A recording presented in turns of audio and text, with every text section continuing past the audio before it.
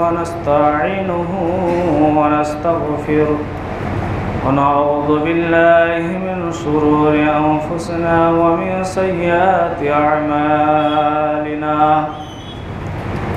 من يهده الله فلا مضل له ومن يضلله فلا هادي له وأشهد أن لا إله إلا الله وحده لا شريك له وأشهد أن محمدًا عبده ورسوله أما بعد فأعوذ بالله من الشيطان الرجيم بسم الله الرحمن الرحيم قاف والقرآن المجيد بل عجبوا أن جاءهم منذر منهم فقال الكافرون هذا شيء عجيب أإذا متنا وكنا ترابا ذلك رجع بعيد قد علمنا ما تنقص الأرض منهم وعندنا كتاب حفيظ بل كذبوا بالحق لما جاءهم فهم في أمر مريج أفلم ينظروا إلى السماء فوقهم كيف بنيناها وزيناها وما لها من فروج والأرض مددناها وألقينا فيها رواسي وأنبتنا فيها من كل زوج بهيج تبصرة وذكرى لكل عبد منيب ونزلنا من السماء ماء مباركا فأنبتنا به جنات وحب الحصيد والنخل باسقات لها طلع نضيد رزقا للعباد وأحيينا به بلدة ميتا كذلك الخروج كذبت قبلهم قوم نوح وأصحاب الرس وثمود وعاد وفرعون وإخوان لوط وأصحاب الأيكة وقوم تبع كل كذب الرسل فحق وعيد أفعينا بالخلق الأول بل هم في لبس من خلق جديد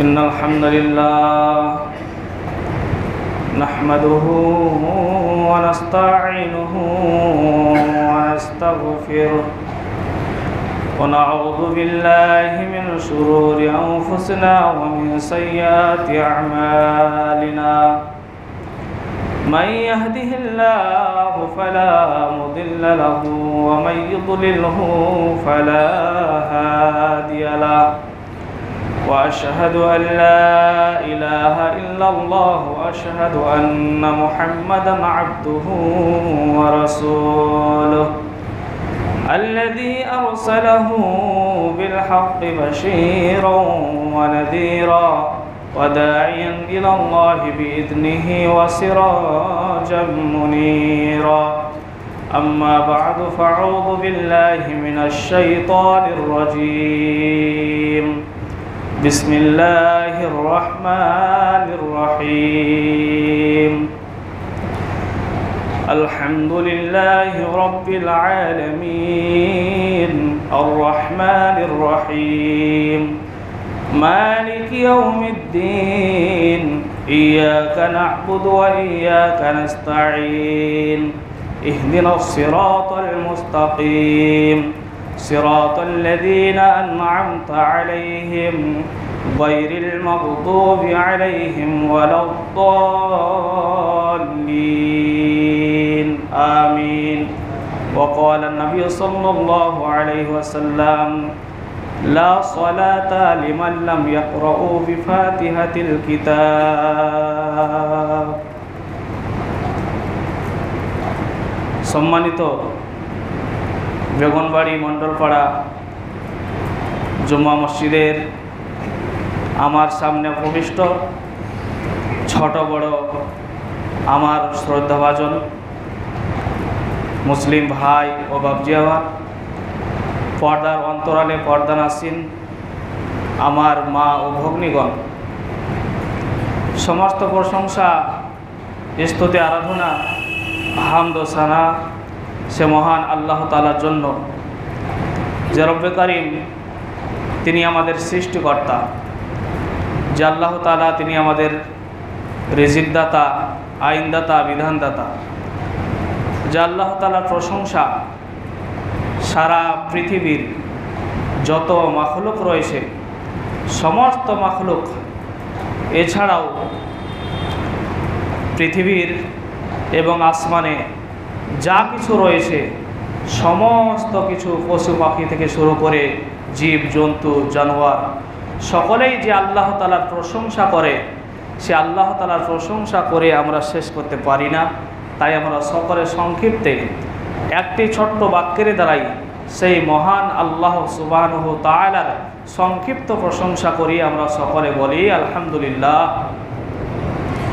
দরুদ ও সালাম বর্ষিত হোক সমস্ত নবী এবং রসুলের উপর, বিল খুসুস আখেরি পয়গম্বর আশরাফুল আম্বিয়া সৈয়দুল মুরসালিন খাতামুন নবিয়্যিন, নবী মক্কি, নবী মাদানী, নবী আহমদ, নবী মুহাম্মদ রাসূলুল্লাহ সাল্লাল্লাহু আলাইহি ওয়াসাল্লামের উপর আল্লাহুম্মা আমিন, আল্লাহুম্মা সাল্লি আলাইহি, আল্লাহুম্মা বারিক আলাইহি। মুহতারাম হাজিরিন, আজকে পবিত্র সাপ্তাহিক জুমার খুতবায় আপনাদের সম্মুখে এমন একটি সূরা আমি তেলাওয়াত করেছি, যে সূরাটা প্রত্যেক মানুষের মুখস্থ আছে, সকলেই জানেন। কোন সূরা না জানলেও এই সূরাটা সকলেই জানেন। সেই সূরা হলো সূরা আল ফাতিহা, সূরাতুল ফাতিহা। আজকে আমাদের নির্বাচিত খুতবার যে বিষয় সেটা হলো সূরা ফাতিহার উপরে, সূরা ফাতিহার তাৎপর্য উল্লেখিত বিষয়ের উপরে আজকে আমাদের সংক্ষিপ্ত জুমার খুতবার আলোচনা করব। ওমা তৌফিক ইল্লা বিল্লাহ, রব্বি ইশরাহ লি সাদরি ওয়া ইয়াসসির লি আমরি ওয়াহলুল উকদাতাম মিন লিসানি ইয়াফকাহু কওলি, রব্বি জিদনি ইলমা। মুহতারাম হাজিরিন, সূরা ফাতিহা, এই সূরাটা আমাদের সকলেই জানা আছে। আমাদের যদি এই সূরা ফাতিহা না জানা থাকে তাহলে আমাদের নামাজ হবে না, সালাত হবে না। কেননা বিশ্বনবী মুহাম্মদ রাসূলুল্লাহ সাল্লাল্লাহু আলাইহি ওয়াসাল্লাম তিনি বলেছেন, লা সালাতা লিমান লাম ইয়াকরাউ বিফাতিহাতিল কিতাব। সে ব্যক্তির সালাত শুদ্ধ নয়, সে ব্যক্তির সালাত শুদ্ধ নয় যে ব্যক্তি সালাতের মধ্যে ফাতিহাতিল কিতাব অর্থাৎ সূরা ফাতিহা তেলাওয়াত করে না, পড়ে না। উল্লেখিত হাদিস দ্বারা এটা স্পষ্ট যে আমরা যদি চাই সেটা ফরজ সালাত হোক, চাই সেটা সুন্নত সালাত হোক, চাই সেটা নফল সালাত হোক, যে কোনো সালাত হোক না কেন, যদি সালাতের মধ্যে সূরা ফাতিহা তেলাওয়াত করা না হয় তাহলে সে সালাত আল্লাহ তাআলা কি করেন না, অ্যাকসেপ্ট করেন না, গ্রহণ করেন না। সম্মান উপস্থিতি, সূরা ফাতিহা আমরা যদি আমাদের প্রত্যেকের ঘরে কোরআনুল কারীম আছে, প্রত্যেকের আছে, আমরা তেলাওয়াত করি বা না করি, প্রত্যেক মুসলিম বাড়িতে আমরা পবিত্র কোরআনুল কারীম আমরা ঠিক কিনে রেখেছি। আমরা যদি পড়ি তাহলে সেটা বাইরে আছে আর যদি আমরা না পড়ি তাহলে সেটা আমরা আলমারিতে শোকেসের ভিতরে তুলে রেখেছি, সেখানে পিঁপড়েতে, সেখানে টিকটিকিতে পায়খানা করে রেখেছে, সেখানে ধুলো পড়ে রেখেছে। আর যদি আমরা পড়ে থাকি তাহলে সেই কোরআনটা যত্নে রাখা হয়েছে। তো আমাদের প্রত্যেকের ঘরে কোরআনুল কারিম আছে। কোরআনুল কারিমের মলাটটা, মোটা পৃষ্ঠাটা উল্টানোর পরে যে সূরাটা সর্বপ্রথমে রয়েছে সেই সূরাটা হলো সূরাতুল ফাতিহা। মোহতারাম হাজিরিন, সূরা ফাতিহা এই সূরাটা হলো মাক্কি সূরা। পবিত্র কোরআনুল কারিমের মধ্যে 114টি সূরা রয়েছে। 114টা সূরার মধ্যে কিছু কিছু সূরা মাক্কি সূরা এবং কিছু সূরা মাদানী সূরা। মাক্কি সূরা নবী মুহাম্মদ সাল্লাল্লাহু আলাইহি ওয়াসাল্লাম নবুয়ত পাওয়ার পরে, নবী হওয়ার পরে যখন তিনি মক্কায় ছিলেন, মক্কায় থাকাকালীন যে সমস্ত সূরা ফেরেশতা জিবরাইল আলাইহিস সালাতু ওয়াস সালাম তিনি নিয়ে এসেছেন এবং মক্কায় থাকাকালীন নবী মুহাম্মদ সাল্লাল্লাহু আলাইহি ওয়াসাল্লামের উপরে যে সব সূরাগুলো অবতীর্ণ হয়েছে সেই সূরাগুলোকে বলা হয় মাক্কি সূরা। এবং নবী মুহাম্মদ সাল্লাল্লাহু আলাইহি ওয়াসাল্লাম যখন আল্লাহর নির্দেশে মক্কা ছেড়ে মদিনায় চলে গেলেন, মদিনায় যাওয়ার পরে যে সূরাগুলো অবতীর্ণ হয়েছে, যে আয়াতগুলো অবতীর্ণ হয়েছে সেই সূরাগুলোকে বলা হয় মাদানী সূরা। এটা আমাদের জেনে রাখা দরকার যে 114টা সূরা রয়েছে 30 পারায়। যদি আমরা সূরা ফাতিহাকে 30 পারার বাইরে ধরি তাহলে 113টি সূরা। তো 114টি সূরা, এই 114টি সূরা এটা দুই ভাগে বিভক্ত, একটা মাক্কি এবং মাদানী। যেগুলো মক্কায় অবতীর্ণ হয়েছিল সেগুলোকে বলা হয় মাক্কি সূরা, আর যেগুলো মদিনায় যাওয়ার পরে অবতীর্ণ হয়েছিল, নাজিল হয়েছিল, সেগুলো হলো মাদানী সূরা। সম্মানিত উপস্থিতি, সূরা ফাতিহা আমাদের সকলের মুখস্থ আছে। আমরা দৈনিক 5 ওয়াক্তের নামাজে আমরা কি করছি? সূরা ফাতিহা তিলাওয়াত করছি। যখন ফরজ সালাত শেষ হচ্ছে, সুন্নত সালাত পড়ছি, সেই সুন্নত সালাতে আমরা কি করছি? সূরা ফাতিহা পাঠ করছি। আমরা যখন নফল সালাত পড়ছি, নফল সালাতে সূরা ফাতিহা তিলাওয়াত করছি। এক কথায় যখনই আমাদেরকে সালাত পড়তে হয় তখনই সূরা ফাতিহা পড়তে হয়। প্রতিদিন আমরা কি করছি? সূরা ফাতিহা পড়ছি। কিন্তু সূরা ফাতিহা যে আমরা পড়ছি, কিন্তু এই সূরার ভিতরে কি পড়ছি, কি বলা আছে, আল্লাহ তাআলা এই সূরার ভিতরে কি তাৎপর্য রেখেছেন, কি ব্যাখ্যা বিশ্লেষণ রেখেছেন, এটা আমরা কখনোই জানিনি, জানার চেষ্টা করিনি। আজকে আমরা জানবো ইনশাআল্লাহ। সম্মানিত উপস্থিতি, সূরাতুল ফাতিহাতি ওয়াহিয়া মাক্কিয়াতুন ওয়াহিয়া সাবআ আয়াতিন। এটা হলো সূরা ফাতিহা। আর এই সূরা ফাতিহা, এই সূরাটা মাক্কি সূরা। যেহেতু নবী মুহাম্মদ সাল্লাল্লাহু আলাইহি সাল্লাম মক্কায় থাকাকালীন এই সূরাটা অবতীর্ণ হয়েছিল। আর এই সূরার ভিতরে 7খানা আয়াত রয়েছে, 7টি আয়াত রয়েছে। সম্মানিত উপস্থিতি, সূরা ফাতিহা ছাড়াও আরও নাম রয়েছে, যেগুলো হাদিসের মধ্যে আছে যে সূরা ফাতিহার অন্য নাম হলো ফাতিহাতুল কিতাব। ফাতিহাতুল কিতাব, ফাতিহা কেন বলা হয়? প্রত্যেকটা সূরার তার নির্দিষ্ট নামকরণ রয়েছে। সূরা ফাতিহার একাধিক নাম রয়েছে। এখানে কয়েকটি নাম আমি নোট করেছি, যেগুলো সবগুলো বলবো না, কয়েকটি বলবো যেগুলো আমাদের জানা অতীব গুরুত্বপূর্ণ এবং জানা জরুরি। ফাতিহা শব্দের অর্থ হলো খুলে দেওয়া, ওপেন করে দেওয়া। ফাতিহা যেহেতু কোরআনুল কারিমের মধ্যে প্রথমেই এই সূরাটি রয়েছে, আমরা যখন মোটা মলাটটা উল্টাচ্ছি, প্রথমেই কোরআনটা খোলার পরে যে সূরাটা আমাদের নজরে আসছে সেই সূরাটা হলো সূরা ফাতিহা। এটা 1 নম্বর ব্যাখ্যা। আমরা যখন পবিত্র কোরআনুল কারিম তেলাওয়াত করছি, আলিফ লাম মিম যালিকাল কিতাবু লা রাইবা ফি, আমরা পবিত্র কোরআনুল কারিম তেলাওয়াত করার আগে কোরআনটা খোলা, আমরা যেই সূরা দিয়ে আমরা পবিত্র কোরআনুল কারীমকে খুলছি, ওপেন করছি, সেটা হলো সূরা ফাতিহা। এবং আমরা যখন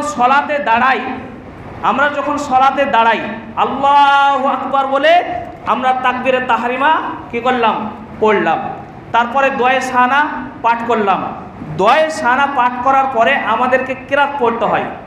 কেরাত যদি আমরা না তিলাওয়াত করি তাহলে আমাদের সলাৎ আল্লাহ তাআলা কবুল করবেন না, সে সলাৎ শুদ্ধ হবে না।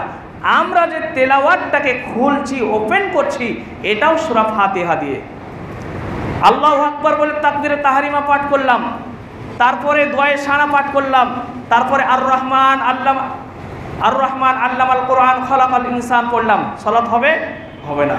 কারণ ইয়াসিন ওয়াল কোরআনিল হাকিম যে সূরা পাঠ করি না কেন, প্রত্যেকটা সূরা সালাতে পাঠ করার আগে সেই সূরাটাকে ওপেন করতে হবে, খুলতে হবে সূরা ফাতিহা দিয়ে, মানে সূরা ফাতিহা আগে পাঠ করতে হবে। এই জন্য সূরা ফাতিহার নাম সূরা ফাতিহা। সূরা ফাতিহার আরেকটি নাম আছে, সেটা হলো উম্মুল কিতাব বা উম্মুল কুরআন। উম্মুন শব্দের অর্থ হলো মা। সূরা ফাতিহাকে কোরআনের মা কেন বলা হলো?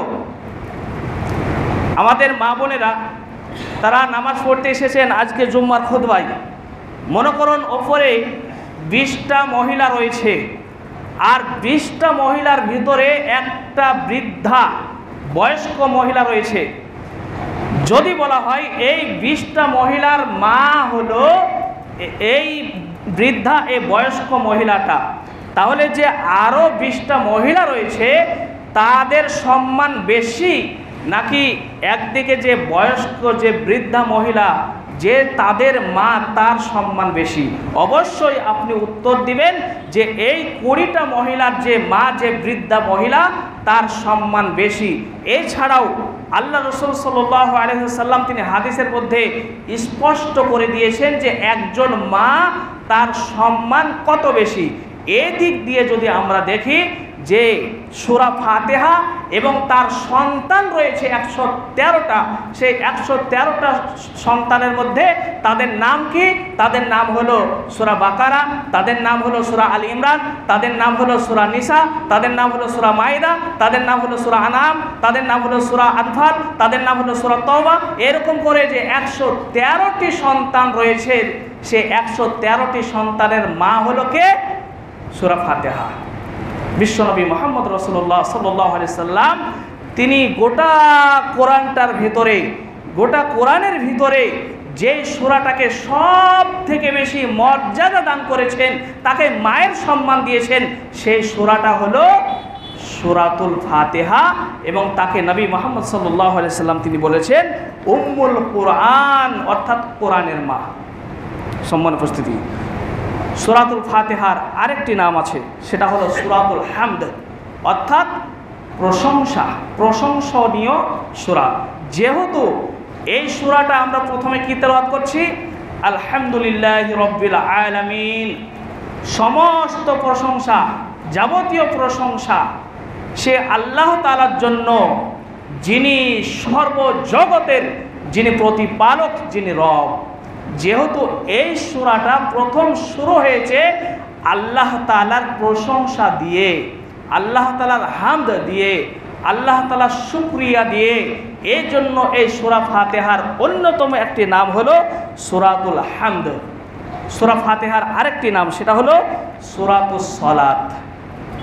সূরাতুস সালাত, সালাত শব্দের অর্থ হলো প্রার্থনা করা। যেহেতু এই সূরাতে আমরা কি করি, আল্লাহর কাছে সাহায্য প্রার্থনা করি। এই সূরার মধ্যে যে আয়াতটি রয়েছে, ইয়াকা না'বুদু ওয়া ইয়াকা নাস্তাঈন, হে আল্লাহ আমরা কি করি, তোমার ইবাদত করি আর তোমার কাছেই আমরা সাহায্য প্রার্থনা করি। আর আমরা কি বলি, ইহদিনাস সিরাতাল মুস্তাকিম, আর আমাদেরকে তুমি সিরাতাল মুস্তাকিম, সোজা পথ দেখাও। যেহেতু এই সূরার ভিতরে আমরা আল্লাহ তাআলার কাছে সাহায্য প্রার্থনা করি, এর জন্য এই সূরার অন্যতম নাম হলো সূরাতুস সালাত, অর্থাৎ প্রার্থনা করা সূরা। এই সূরার আরেকটি নাম সাবউল মাসানি, অর্থাৎ 7-এর 2 অংশ। সূরা ফাতিহায় কয়টি আয়াত আছে? 7টি। 7কে 2 ভাগে ভাগ করা হয়েছে। জামে তিরমিজির একটি হাদিসে নবী করিম সাল্লাল্লাহু আলাইহি ওয়াসাল্লাম তিনি বলছেন যে আল্লাহ তাআলা বলেছেন তার বান্দাদেরকে যে সূরা ফাতিহার প্রথম অংশ হলো আমার জন্য এবং শেষের অংশ হলো আমার বান্দার জন্য। যেহেতু আল্লাহ তাআলা সূরা ফাতিহাকে তিনি 2 ভাগে ভাগ করেছেন, প্রথম অংশ তার নিজের জন্য বলেছেন এবং পরের অংশ তার বান্দার জন্য। কেন? যে প্রথম 3টি আয়াতে আল্লাহ তাআলার প্রশংসা করা হচ্ছে, তার পরের 4টি আয়াতে বান্দা তার নিজের সাহায্য আল্লাহর কাছে চাইছেন, তার নিজের প্রয়োজন আল্লাহর কাছে চাইছে। এই জন্য এই সূরাকে বলা হয় সাবউল মাসানি, অর্থাৎ 7-এর 2 অংশ। এই সূরার আরেকটি নাম, সেটা হলো সূরাতুদ দোয়া। সূরাতুদ দোয়া, দোয়া মানে আল্লাহর কাছে চাওয়া, আল্লাহর কাছে চেয়ে নেওয়া। যেহেতু আমাদের মুসলিমদের মধ্যে হানাফি ভাইরা তারা বলে যে ফারাজিরা তারা দোয়া তুলে দিয়েছে, দোয়া করছে না। কিন্তু এই সূরা ফাতিহার ভিতরে যে বাক্যগুলো আছে, সূরা ফাতিহার ভিতরে আল্লাহর কাছে যে আমরা কি চাইছি, আল্লাহর কাছে আমরা সঠিক রাস্তা চাইছি, আল্লাহকে বলছে আল্লাহ আমাদেরকে সেই পথে চালিত করো যেই পথে আগেকার পূর্ববর্তী ভালো মানুষ তারা চলেছে, আমাদেরকে সেই পথ দিও না যেই পথে তোমার গজব রয়েছে, যে পথে পথভ্রষ্ট ব্যক্তিগণ যে পথে চলেছে সেই পথ আমাদেরকে দিও না। এই যে এতগুলো প্রার্থনা আল্লাহর কাছে চাইছি, শুধু তাই নয়, আমরা যখন তাকবীরে তাহরিমা বলে হাত বাঁধছি, আসসালামু আলাইকুম ওয়া রাহমাতুল্লাহ, আসসালামু আলাইকুম ওয়া রাহমাতুল্লাহ বলা পর্যন্ত প্রত্যেকটা বাক্য দোয়া, প্রত্যেকটা বাক্যই হলো দোয়া। আমরা দোয়া সানা কি বলছি? আল্লাহুম্মা গসিল খাতায়ায়া বিল মাই ওয়াস সালজি ওয়াল বারদ, আল্লাহ তুমি আমাদের পাপগুলোকে ধুয়ে দাও সাদা স্বচ্ছ পানি দিয়ে, ঠান্ডা শীতল পানি দিয়ে। আমাদের সাদা পোশাক যেমন ধপধপ করে সেরকম আমাদের আমল নামাটা, আমাদের এই গুনার খাতাটা তুমি সেরকম করে আমাদের পাপগুলোকে তুমি মোচন করে দাও, ধুয়ে দাও। এর থেকে আর কি চাইবো? এরপরেও কি আমাদের প্রয়োজন যে নামাজের পরে আল্লাহর কাছে আবার জামাতবদ্ধভাবে হাত তুলে দোয়া করতে হবে? সম্মানের উপস্থিতি, তো এই যে কথা বলছিলাম যে এই সূরা ফাতিহার অন্যতম আরেকটি নাম হলো সূরাতুদ দোয়া, অর্থাৎ দোয়া করা। সম্মানের উপস্থিতি, আরেকটি নাম হলো সূরাতুশ শিফা, অর্থাৎ আরোগ্য, চিকিৎসা। সূরা ফাতিহা হলো চিকিৎসা করা। আমাদের কি হয়, ঘরে আমাদের সন্তানদের অনেক সময় বদনজর লেগে যায়, অনেক সময় খবিস জিন আত্মায় তাদেরকে কি করে, তাদেরকে জ্বালাতন করে। আমরা যদি সূরা ফাতিহা বলে আমার নাতনিকে, আমার ছেলেকে, আমার সন্তানকে যদি সূরা ফাতিহা দিয়ে তাকে ঝাড়ফুঁক করা হয়, তার গায়ে ফু দেওয়া হয়, তাহলে কোনো খবিস জিন আত্মা তাকে কি করতে পারবে না, তাকে আক্রমণ করতে পারবে না। আবু সাঈদ খুদরি রাদিয়াল্লাহু আনহু তিনি বলছেন যে এক সময় আমরা একটা জায়গায় সফরে গেলাম, আমার সঙ্গে কিছু আমার সঙ্গী সাথী ছিল, সেই জায়গায় আমরা এতটা ক্ষুধার্ত হলাম যে ক্ষুধার জ্বালায় আমাদের কি হচ্ছে, নাড়ি ভুড়ি মনে হচ্ছে বেরিয়ে যাচ্ছে, এত আমরা ক্ষুধা পেয়েছি। আমরা সেই জায়গার বাসিন্দার কাছে আমরা কিছু খাবার চাইলাম যে আমাদেরকে খেতে দাও। আমরা আল্লাহ রাসূল সাল্লাল্লাহু আলাইহি সাল্লামের সাহাবী, সেই জায়গার বাসিন্দারা তারা আবু সাঈদ খুদরি রাদিয়াল্লাহু আনহু এবং তার সঙ্গে যে সঙ্গী ছিল তাদেরকে খাবার দিতে অস্বীকার করলো। এক সময়ে শোনা গেল যে সেই জায়গার যে বাদশা, যে মালিক, তাকে সাপে কেটেছে। এই খবর যখন আবু সাঈদ খুদরি রাদিয়াল্লাহু আনহু তার কানে আসলো, আবু সাঈদ খুদরি রাদিয়াল্লাহু আনহু তিনি বললেন যে এই চিকিৎসা আমি করে দিব, তবে এর পরিবর্তে আমাকে কিছু দিতে হবে। তারা বলল যে ঠিক আছে, আপনি যদি আমাদের এই বাদশাকে আপনি ভালো করে দিতে পারেন তাহলে আমাদের এই ছাগল থেকে কিছু ছাগল আপনাকে দেওয়া হবে। আবু সাঈদ খুদরি রাদিয়াল্লাহু আনহু তিনি কি করলেন, সূরা ফাতিহা বলে সেই জায়গায় ফু দিয়ে দিলেন এবং সঙ্গে সঙ্গে সেটা ভালো হয়ে গেল। তারপরে সেই জায়গার যারা বাসিন্দা, যারা এলাকার মানুষ তারা আবু সাঈদ খুদরি রাদিয়াল্লাহু আনহুকে কয়েকটি ছাগল তারা হাদিয়া দান করলেন এবং সঙ্গে যে অন্যান্য সাহাবায়ে কেরাম তারা ছিলেন তারা বললেন যে আল্লাহি আল্লাহর কসম যতক্ষণ না পর্যন্ত এই ফতোয়া এই মাসলা নবী করিম সাল্লাল্লাহু আলাইহি সাল্লামকে আমরা জানবো যে আমরা ঝাড়ফুঁক করার মাধ্যমে আমরা কিছু উপার্জন করেছি, আমরা কিছু তাদের কাছ থেকে নিয়েছি, এইটা আমাদের ভক্ষণ করা আমাদের খাওয়া বৈধ হবে নাকি অবৈধ হবে, যতক্ষণ না পর্যন্ত বিশ্বনবী মুহাম্মদ রাসূলুল্লাহ সাল্লাল্লাহু আলাইহি সাল্লামের কাছ থেকে যতক্ষণ না রায় পাবো ততক্ষণ আল্লাহি আল্লাহর কসম এই ছাগলের মাংস আমরা পেটে ভক্ষণ করব না। তারা নবী সাল্লাল্লাহু আলাইহি সাল্লামকে যখন পরে জিজ্ঞাসা করলেন যে আমাদের সঙ্গে এই ঘটনা ঘটেছে, নবী সাল্লাল্লাহু আলাইহি সাল্লাম তাদেরকে আদেশ করলেন, পারমিশন দিলেন যে হ্যাঁ অবশ্যই তোমরা সেই গোশত মাংস তোমরা খেতে পারো। এইখান থেকে আমি আপনাদেরকে যেটা বোঝাতে চাই যে আবু সাঈদ খুদরি রাদিয়াল্লাহু আনহু তিনি সূরা ফাতিহা দিয়ে ফু দেওয়ার মাধ্যমে সে বাদশাকে ভালো করেছিলেন। আমাদের যদি কেউ ভয় পায়, রাতে অনেকে ভয় পায়, আমরা যদি সূরা ফাতিহা দিয়ে তাকে ফু দিয়ে দিই হতে পারে আল্লাহ তাআলা তাকে সুস্থতা দান করে দিবেন। যেহেতু এই সূরার আরেকটি নাম হলো সূরাতুশ শিফা এবং গোটা কোরআনটাও হলো শিফা, যেহেতু আল্লাহ তাআলা তিনি বলেছেন ওয়ানুনাজ্জিলু মিনাল কুরআনি মা হুয়া শিফা ওয়া রাহমাতুল লিল মুমিনিন, আমি অবশ্যই এই কোরআনকে অবতীর্ণ করেছি মানুষের শিফা হিসাবে, মানুষের ওষুধ হিসাবে, ওয়া রাহমাতুল লিল মুমিনিন এবং মুমিনদের রহমত হিসাবে আমি এই কোরআনকে অবতীর্ণ করেছি। সম্মানিত উপস্থিতি, যাই হোক সূরা ফাতিহার উল্লেখযোগ্য কয়েকটি নাম আমরা জানলাম। এবার আসুন যে সূরা ফাতিহার ভিতরে আমরা ঢুকে দেখি যে এই সূরাতে কি রয়েছে। যদিও সময় প্রায় শেষের দিকে দু একটি আয়াত বলবো যে খুতবা শেষ করে দেব ইনশাআল্লাহ। আমরা যদি সূরা ফাতিহা পড়ি, প্রথমে যে আয়াতটি আছে আলহামদুলিল্লাহি রাব্বিল আলামিন, আলহামদু সমস্ত প্রশংসা, যাবতীয় প্রশংসা কার? লিল্লাহি আল্লাহর জন্য। সে আল্লাহ কেমন? রব্বিল আলামিন, যিনি সারা জগতের যিনি প্রতিপালক, সেই আল্লাহর প্রশংসা।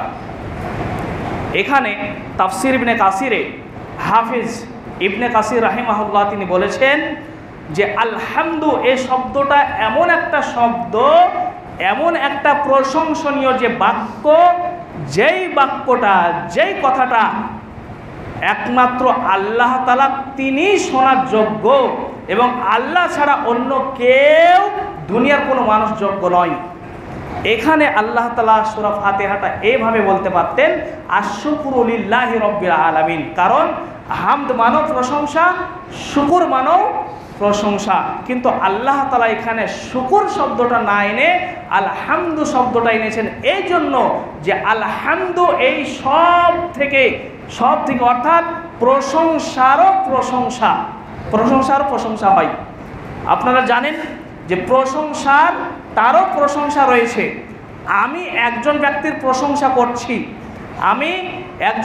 প্রশংসা করছি, কিন্তু আমি যে প্রশংসা করছি আমাকে সৃষ্টি করেছেন, আমার উপরেও আমার মালিক রয়েছেন, তিনি হলেন আল্লাহ। অর্থাৎ আল্লাহ তাআলা এমন প্রশংসার যোগ্য যার উপরে আর কেউ নাই, তিনি হলেন সব থেকে প্রশংসার যোগ্য এবং সেই প্রশংসার যোগ্যকে লিল্লাহি আল্লাহ তাআলা, তিনি আল্লাহ তাআলা, তার জন্যই সর্বপ্রশংসা। এবং সে আল্লাহ কেমন? রব্বিল আলামিন। রব্বিল আলামিন, রব শব্দের ব্যাখ্যা, রব হলো এমন একটা শব্দ যে প্রতিপালনকারী, যিনি প্রতিপালন করেন। তিনি মুসলমানকে প্রতিপালন করেন, তিনি মুমিনকে প্রতিপালন করেন, তিনি মুনাফিককে প্রতিপালন করেন, তিনি কাফেরকে প্রতিপালন করেন, তিনি মুশরিকদেরকে প্রতিপালন করেন।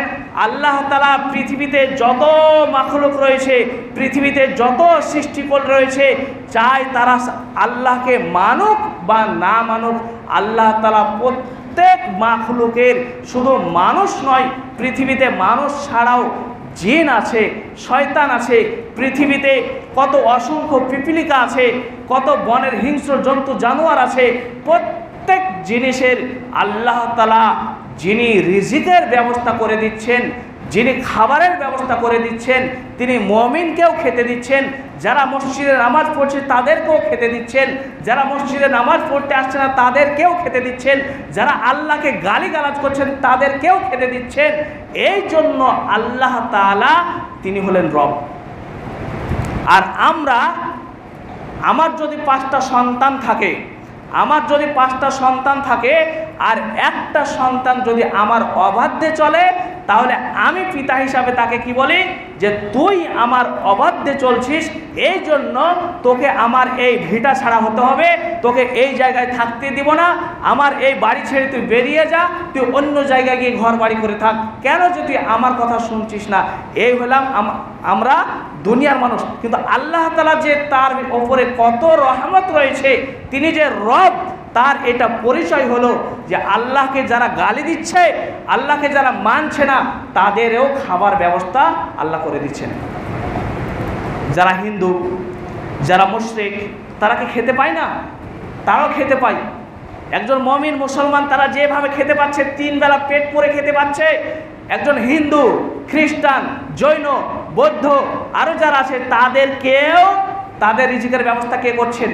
তাদেরও রিজিকের ব্যবস্থা আল্লাহ তাআলা করে দিচ্ছেন। আল্লাহ তাআলা বলছেন না, আল্লাহ তাআলা চাইলে এটা করতে পারতেন যে তোরা আমাকে রব হিসাবে মানিসনি, তোরা আমাকে প্রতিপালক হিসাবে মানিসনি, তোরা আমাকে স্রষ্টা হিসাবে মানিসনি, এই জন্য তোদেরকে খেতে দিব না। আল্লাহ যদি এটা বলতেন তাহলে মুমিন ছাড়া সমস্ত মানুষ তারা না খেয়ে মারা যেত। আল্লাহ তাআলা কোনো ভেদাভেদ না করে সকলকে সমানভাবে রিজিকের ব্যবস্থা করে দিচ্ছেন। এই জন্য আল্লাহ তাআলা তিনি হলেন রব। যাই হোক, সূরা ফাতিহার প্রথম যে আয়াতটা, এই আয়াতটা আমরা খুবই অতি সংক্ষিপ্ত জানলাম, সময় শেষ হয়ে গেছে। পরিশেষে বলি, হে আল্লাহ, আমাদেরকে পবিত্র কোরআনুল কারীম তুমি আমাদেরকে শুদ্ধভাবে মাখরাজ সহকারে তেলাওয়াত করার তৌফিক দান করো। আল্লাহ, আমরা যেন পবিত্র কোরআনুল কারীম শিখতে পারি, আমাদের ছেলেমেয়েরা তারা যেন কোরআনুল কারীম হিফজ করতে পারে, মুখস্থ করতে পারে, এর উপরে আমল করতে পারে। আল্লাহ, তুমি সেই তৌফিক দান করো। আল্লাহুম্মা আমিন। হে আল্লাহ, আমরা যেন নিজেদের জীবনকে কোরআন এবং সুন্নাহ অনুযায়ী নিজেদের জীবনকে করতে পারি। আল্লাহ, তুমি সেই তৌফিক দান করো। আল্লাহুম্মা আমিন।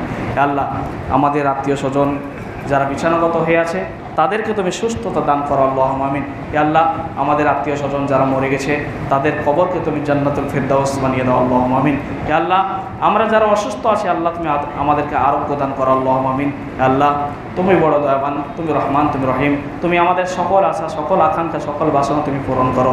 ওমা আলাইনা ইল্লাল বালাগ। আল্লাহুম্মা সাল্লি আলা মুহাম্মাদ ওয়া আলা আলি মুহাম্মাদ কামা সাল্লাইতা আলা ইব্রাহিম ওয়া আলা আলি ইব্রাহিম ইন্নাকা হামিদুম মাজিদ। اللهم بارك على محمد وعلى آل محمد كما باركت على إبراهيم وعلى آل إبراهيم إنك حميد مجيد. سبحان ربك رب العزة عما يصفون وسلام على المرسلين والحمد لله رب العالمين.